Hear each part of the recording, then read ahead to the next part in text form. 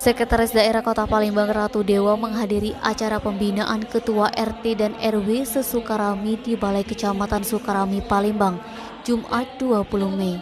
Hadir dalam acara itu Camat Sukarami Muhammad Fadli, Ketua RT dan RW se-Kecamatan Sukarami serta Forkopimda lainnya. Ratu Dewa mengatakan banyak ketua RT dan RW meminta pemerintah Kota Palembang untuk segera mencairkan insentif serta menyelesaikan pembangunan yang ada di Kecamatan Sukarami. Ratu Dewa berjanji akan segera mencairkan insentif serta menyelesaikan pembangunan yang ada di Kecamatan Sukarami.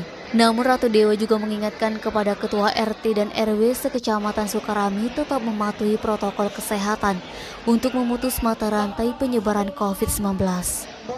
Denny Sumeko TV melaporkan.